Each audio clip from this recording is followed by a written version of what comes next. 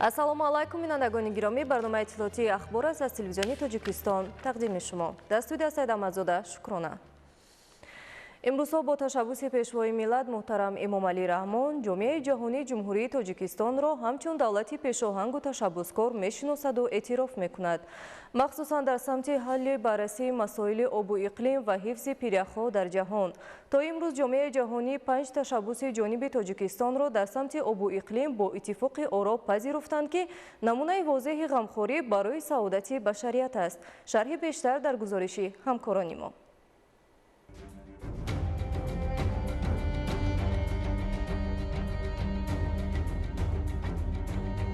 тағйирёбии иқлим асосан аз назари таъсири инсон ва истифодабарии унсурҳои дигари табиӣ боис гардидаст ба таназзулёбии худи қабати озони замин ва пайдо шудани газҳои гулхонаӣ. яъне ки дар ин раванд таъсири худи инсон ба тағйир ёфтани иқлим ба мушоҳида мерасад ва натиҷаи таҳлилҳои созмони ҷаҳонии обу ҳавошиносӣ нишон медиҳанд ки ҳамасола ҳарорати миёнаи кураи замин аз меъёри муқаррар гардида ки агар дар ҳудуди 15 дараҷаи селсия бошад, имрӯз ҳамасола ин нишондод давра ба давра баланд мегардад.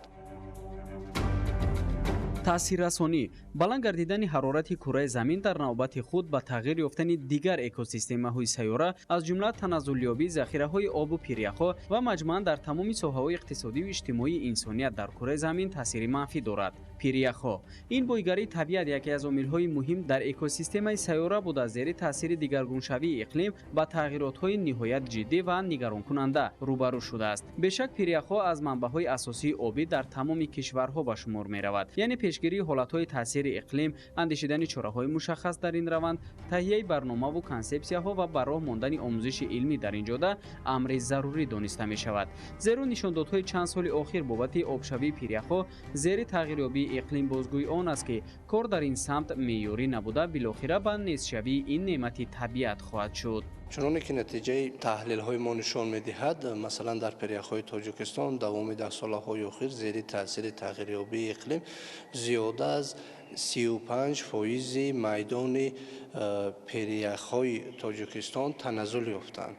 ин аз он шаҳодат медиҳад ки зери таъсири ҳамин равандҳои тағйирёбии иқлим дар баробари таназзул ёфтани пиряхҳо дастрасӣ ба захираҳои оби тоза дар маҷмӯъ дар минтақа лагай таъсири манфӣ расидааст ва барои худи Тоҷикистон аз назари ташаккулёбии равандҳоу зуҳуротҳои хатарнок уқубатҳои ҷиддӣ дошт. яъне ҳама ин боис мегардад ба таъсирпазирии кишварҳо ва дар маҷмӯъ минтақаю сатҳи ҷаҳонӣ. равандҳои ҷаҳонишавӣ дар марҳилаи кунунӣ дар олам ҷумҳурии Тоҷикистон бо пешоҳангӣ ва иқдомҳои наҷиб аз ҷониби президенти ҷумҳурии Тоҷикистон пешвои миллат муҳтарам Эмомалӣ Раҳмон чун кишвари ташаббускор дар ҳалли масоили глобалӣ ва таъсиргузор дар танзими равандҳои сиёсии минтақа шинохта шудааст. Тоҷикистон бо роҳбарии пешвои миллат муҳтарам Эмомалӣ Раҳмон дар арсаи ҷаҳон қадамҳои устувор гузошта бо пешбурди сиёсати минтақа ва пешниҳодҳои созанда мавқеи худро истеҳком бахшид ва дар оянда низ бо қадамҳои устувортар дар олам нақшофарӣ хоҳад кард.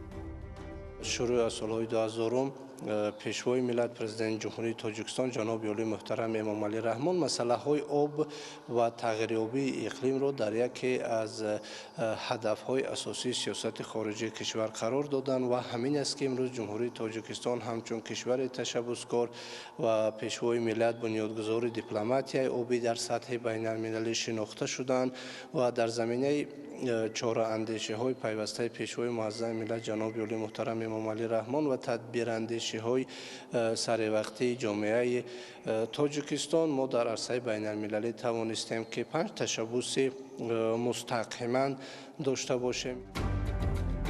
ин ташаббусҳои сатҳи байналмилалӣ доир ба масоили об на танҳо барои манфиати кишвари мо равона шудааст, балки аз шаҳди он ҷомеаи ҷаҳонӣ низ ком ширин мекунанд. яъне ҳар як иқдоме ки то имрӯз ҷониби Тоҷикистон бо роҳнамоиҳои сарвари давлат муҳтарам Эмомалӣ Раҳмон рӯй даст мегирад, бо инобати вазъи минтақа ва ҷаҳон буда аз ҷониби бонуфузтарин созмонҳои байналмилалӣ дастгирӣ ва пазируфта мешавад. далели ин гуфтаҳо қабули пешниҳоди президенти ҷумҳурии Тоҷикистон пешвои миллат муҳтарам Эмомалӣ Раҳмон соли 2025 ҳамчун соли байналмилалӣ ҳифзи пиряхҳо ифтитиҳо мебошад ки 14 декабри соли 2022 аз ҷониби маҷмӯаи умумии созмони милали муттаҳид зимни иҷлосияи 77-ум қадномаи махсус қабул гардид.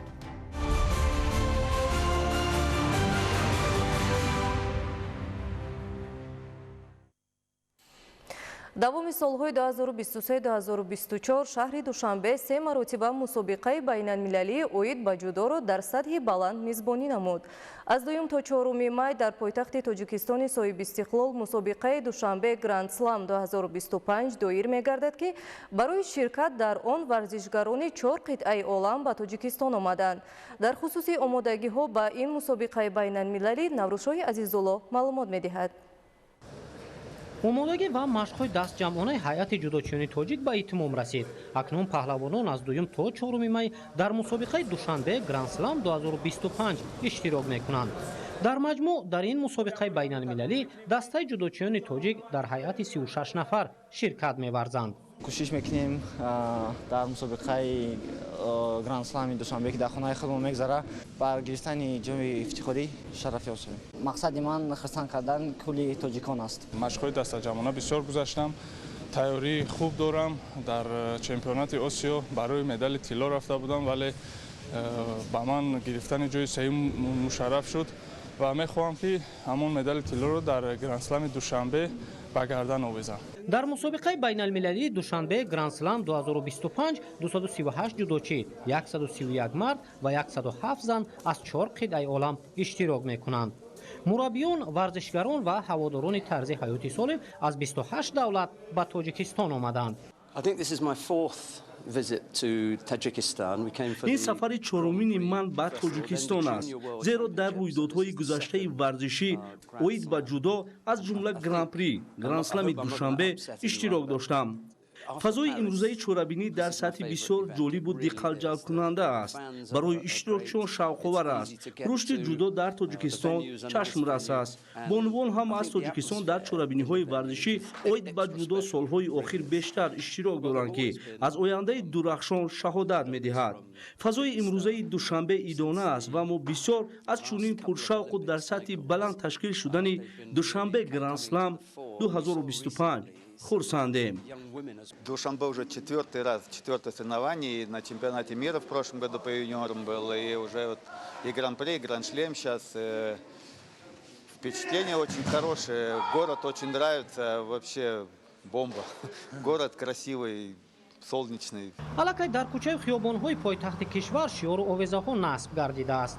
омодагии намунавии Душанбе ба ин мусобиқаи байналмилалӣ оид ба ҷудо аз пешниҳоди шароити зарурии ҷиҳати баргузории мусобиқа, имконияти тамрину истироҳат барои меҳмонон ва намои гулпӯши кӯчаю хиёбонҳои пойтахти кишвар, имрӯз муаррифгари маърифати намунавии шаҳрдорию шаҳрсозии миллати тоҷик аз тӯли таърих то имрӯз барои паҳлавонони дунё аст. سه روزی که در پیش است ورزشکاران ما آماده هستند که در این مسابقات نتیجه خوب به دست بیارند. 50% اعضای منتخبی که در این مسابقات اشتراک میکنند با یکم بار است اشتراک میکنند. ما البته باوری داریم که نتیجه خوب به دست بیاریم. پیش از گرند اسلام دوشنبه ما زیاده از 22 روز در ژاپن در یکی از مکتب‌های اونیورسیته‌های بهترین ژاپن اوساکا ما машқҳои дастаҷамиро гузарондем. баъди ҷопон бачаҳо тайёриро бо дар давлати Россия дар шаҳри Иркутск гузаронданд. аз шаҳри Иркутск ба чемпионати Осиё сафарбар карда шуданд. Душанбе Гран-при 2023, Душанбе Гранд Слам 2024 ва чемпионати ҷаҳон оид ба гӯштини ҷудо байни ҷавонон. Душанбе Гранд Слам 2025 бошад чорумин мусобиқаи байналмилалӣ оид ба ҷудо аст ки Тоҷикистон онро мизбонӣ мекунад.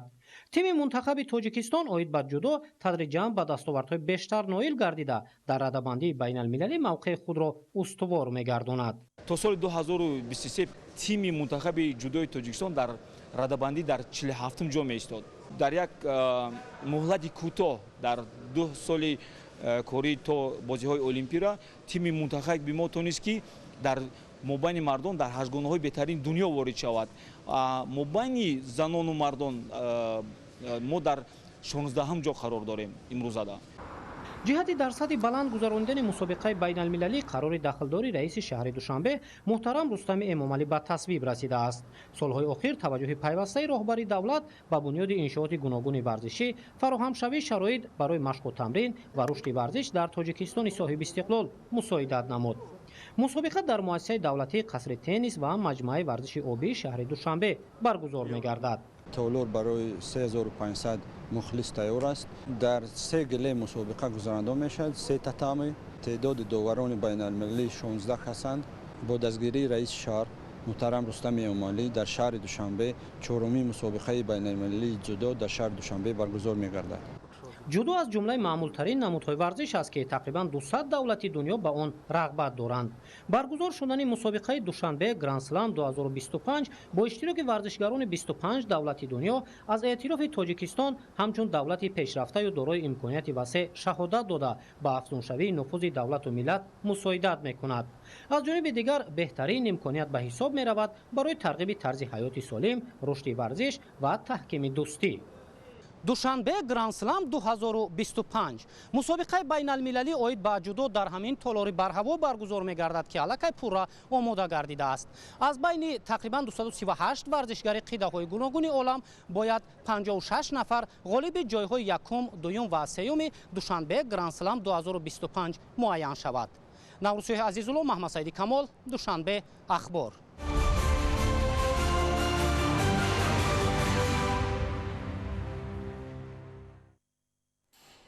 ворид гардидани тағйирот ба кодекси ҷиноятии ҷумҳурии Тоҷикистон дар хусуси истифодаи ғайриқонунии нерӯи барқ ба пешгирӣ аз талафот ва пардохти саривақтӣ ҳаққи истифодаи қувваи барқ замина мегузорад. бо мақсади тақвияти маърифати сокинон ҷиҳати сарфакорона истифода бурдани нерӯи барқ ва пешгирӣ аз омилҳои ғайриқонунӣ ба кор бурдани он дар вилояти мухтори Кӯҳистони Бадахшон корҳои фаҳмондадиҳӣ дар доираи чорабиниҳои муштарак мақомоти дахлдор вусъат дода мешавад. гузориши Моҳира Итоир дар ин хусус. қувваи барқ яке аз захираҳои асосии ҳаёти иқтисодиву иҷтимоии кишвар маҳсуб ёфта, таъмин намудани аҳолӣ ва соҳаҳои истеҳсолӣ баҳон барои рушди устувори ҷомеа аҳамияти бениҳоят бузург дорад. бинобар ин истифодаи самаранок ва қонунии он яке аз талаботи муҳими сиёсати давлатӣ мебошад. дар ин замина созгузори сулҳу ваҳдати миллӣ пешвои миллат президенти ҷумҳурии Тоҷикистон муҳтарам Эмомалӣ Раҳмон борҳо таъкид намуданд ки амнияти энергетикӣ яке аз омилҳои асосии рушди устувор иқтисодӣ ва зиндагии шоистаи мардум мебошад.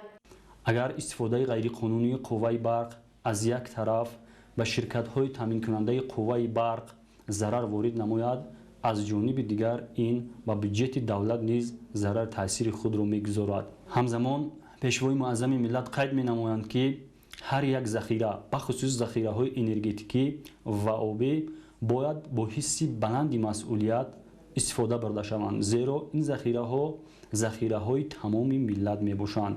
бо назардошти ин ворид намудани тағйири иловаҳо ба кодекси ҷиноятии ҷумҳурии Тоҷикистон ва муқаррар намудани ҷавобгарии ҷиноятӣ барои истифодаи ғайриқонунии қувваи барқ амали саривақтӣ ва зарурӣ мебошад. дар асоси муайян гардидани қарздорӣ аз ҳисоби истифодаи қувваи барқ дар ҳудуди вилояти мухтори Кӯҳистони Бадахшон ба ҳолати моҳи апрели соли ҷорӣ дар умум 14 млн 957 237 сомониро ташкил медиҳад. дар ин давра зимни санҷиш олатҳои аз ҷониби муштариён бесабабҳои озрнок пардохт накардани ҳаққи истифодаи қувваи барқ ошкор гардида, аз ҷониби мақомоти прокуратура ба 430 нафар муштариён ҷиҳати бартараф намудани қонунвайронкунӣ ва пардохти маблағи истифодаи қувваи барқ амр дода шуда 4 млн 128 875 сомонӣ дар асоси санадҳои эътиноии прокурорӣ ба ташкилотҳои барқрасони ҷамъияти савумии кушодаи Помир Энерҷи барқарор карда шуд. инчунин дар давраи таҳлилӣ зимни санҷишҳои гузарондаи мақомоти ҳифзи ҳуқуқ ҳолати дуздии қувваи барқ аз тарафи шаҳрвандон ошкор ва мавриди чораҷӯӣ қарор дода шуд. пешвои миллат президенти ҷумҳурии Тоҷикистон муҳтарам Эмомалӣ Раҳмон саривақт ҷиҳати пешгирӣ намудани олати пешгирии қонунвайронкунӣ дар системаи барқӣ бо истифода аз ҳуқуқи ташаббуси қонунгузории худ барои ворид намудани тағйиру иловаҳо ба қонунгузорӣ дар ин самт ба парлумони кишвар таклиф манзур намуда ба кодекси ҷиноятӣ ва кодекси ҳуқуқвайронкунии маъмурӣ тағйиру иловаҳо ворид карда шуд. ҳамин тариқ дар қисмати дуздии барқ ворид намудани тағйирот ба кодекси ҷиноятии ҷумҳурии тоҷикистон ва муқаррар намудани ҷавобгарии ҷиноятӣ барои истифодаи ғайриқонунии қувваи барқ амали саривақтӣ ва зарурӣ мебошад ки ба ҳифзи манфиатҳои давлат ва ҷомеа равона мешуд. қайд кардан ба маврид аст ки дар ҳудуди вилояти мухтори кӯҳистони Бадахшон ҷамъияти савумии кушодаи Помир Энерҷи ҳамчун истеҳсолкунандаи асосии қувваи барқ ба ҳисоб рафта аҳолӣ, корхона ва муассисаҳои ҳудуди вилоятро бо истифода аз 11 адад нерӯгоҳҳои барқии обӣ, 2 адад нерӯгоҳи офтобӣ бо қувваи барқ таъмин менамояд. ғайр аз ин сохтмони як нерӯгоҳи обии барқии Себзор дар ҳудуди ноҳияи Рошқала ҷараён дорад.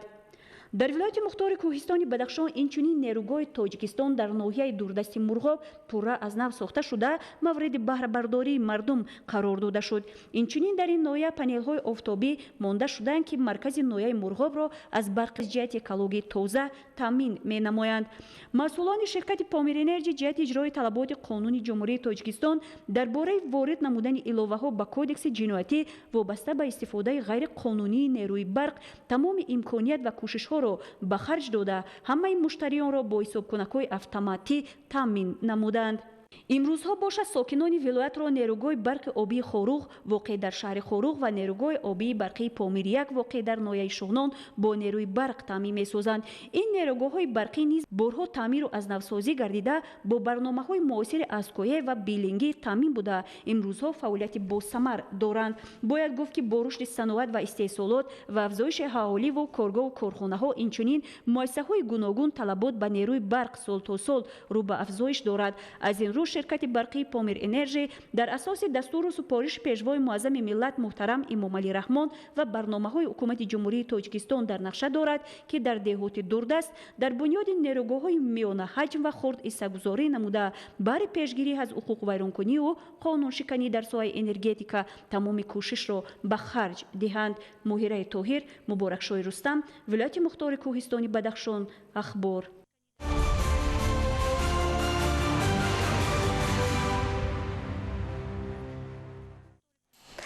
дар ноҳияи Темурмалик вобаста ба таъминоти аҳолӣ бо нерӯи барқ, кам кардани талафот, таъмир ва васлу насби дастгоҳи таҷҳизоти техникӣ инчунин доир ба тағйироти воридшуда ба Кодекси ҷиноятии Ҷумҳурии Тоҷикистон ва Кодекси ҳуқуқвайронкунии маъмурии Ҷумҳурии Тоҷикистон тадбирҳои зарурӣ, амалӣ ва корҳои фаҳмондадиҳӣ байни сокинон баргузор шуда истодааст. Тафсилот дар гузориши Олим Носирзода. вобаста ба татбиқи ҳадафҳои ҳукумати ҷумҳурии Тоҷикистон, истифодаи мақсадноки имкониятҳои мавҷуда дар самти таъминоти аҳолӣ бо нерӯи барқ дар ноҳияи Темурмалики вилояти Хатлон аз ҷониби кормандони шабакаҳои барқ дар доираи нақшачорабиниҳои роҳандозишуда ба таври доимӣ тадбирҳои зарурӣ амалӣ карда мешаванд. намояндагони шабакаҳои барқи ноҳияи Темурмалик дар қатори дигар сокинони мамлакат тағйиру иловаҳои воридшударо ба Кодекси ҷиноятии Ҷумҳурии Тоҷикистон ва Кодекси ҳуқуқвайронкунии маъмурии Ҷумҳурии Тоҷикистон ки бо мақсади пурзур намудани ҷавобгарии шахсони воқеӣ, мансабдор ва ҳуқуқӣ барои истифодаи ғайриқонунии нерӯи барқ таҳия ва қабул гардидааст, ба таври комил ҷонибдорӣ намуда тадбири мазкурро муҳимтарин омили кам кардани талафот ва бо барқи доимӣ таъмин намудани аҳолӣ маънӣ дод карданд. дар асоси тағйиру иловаҳои воридшуда минбаъд барои истифодаи ғайриқонунии нерӯи барқ ва напардохтани маблағи истифодаи он ҷавобгарӣ пурзур карда шудааст. аз ҷумла ҷавобгарии ҷиноятӣ то маҳрум намудан аз озодӣ ба муҳлати то 10 сол муқаррар гардидааст. таври иловаи ба қонуни ҷумҳурии Тоҷикистон ворид шуда низ оиди кам кардани талафот ва пешгирии ғайриқонунӣ истифодаи нерӯи барқ аз ҷониби муштариён мусоидат мекунад. мо кормандони шабакаҳои барқи ноҳияи Темурмалик дар ин сабт корро бузург кардем ки то ин ки талафоти нерӯи барқро марҳила ба марҳила кам намоем. طبق معلومات در سال 2024 از جانب شبکه‌های برق ناحیه تیمورملیک 12 میلیون و 930 هزار کیلووات ساعت نیروی برق قبول کرده شد. در دوره 3 ماهه اولی سال گذشته تلفات نیروی برق در ناحیه 37.7% را تشکیل داد و این نشان داد در همین دوره سال جاری به 32.8% رسانیده شد که در نتیجه تلفات در مقایسه با سال 2024 امسال 4.8% کم کرده شده است. امروز کارمندان شبکه‌های برقی ناحیه تیمورملیک اهالی حدود نویا را در خود حوض پورا با برق تامین نموده ایستادند дар самти таъминоти барқ ягон мушкилиё нест. вобаста ба талафоти нерӯи барқ кормандони шабакаҳои барқи ноҳияи темурмалик тасмим гирифтанд ки нақшочарабинӣ оид ба баровардани ҳисобкунакҳои барқии муштариён аз дохили хонаҳо ба ҷои намоён корбарӣ карда талафоти нерӯи барқ сол то сол камтар шуда истодааст. дар натиҷаи гузаронидани корҳои санҷишию назоратӣ давоми 3 моҳаи аввали соли равон дар ҳудуди ноҳия аз ҷониби муштариён 30 ҳолати ғайриқонунӣ истифодаи нерӯи барқ ошкор шуда маблағи умумии ҷаримаи онҳо 37300 сомониро ташкил дод ки то имрӯз 76% маблағҳо пардохт шудаанд. ҷиҳати беҳтар намудани раванди фаъолияти кормандони шабакаҳои барқ ва пешгирии ҳолатҳои ғайриқонунӣ истифодабарии нерӯи барқ шурӯъ аз соли 2021 ҳисобкунакҳои барқии сокинони маҳаллӣ аз дохили хонаҳо бароварда шуда дар ҷойҳои намоёну муайян насб шуда истоданд. ин раванд токунун дар ноҳия 80% иҷро шуда корҳо дар ин самт идома доранд. истифодабарандагони нерӯи барқро низ зарур аст ки талаботи қонунгузории мамлакатро дар ин самт риоя намуда қувваи барқро сарфакорона истифода баранд то ба ин васила мушкилоти мавҷуда бартараф шуда дастрасии аҳолӣ бо барқи доимӣ ки ҳадафи асосии ҳукумати кишвар маҳсуб меёбад дар наздиктарин муҳлат таъмин карда шавад.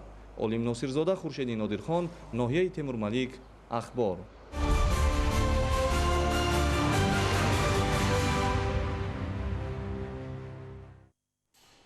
бинандагони гиромӣ, ин буд барномаи иттилоотии ахбор. Сарбаланду хонаобод бошед. хайр.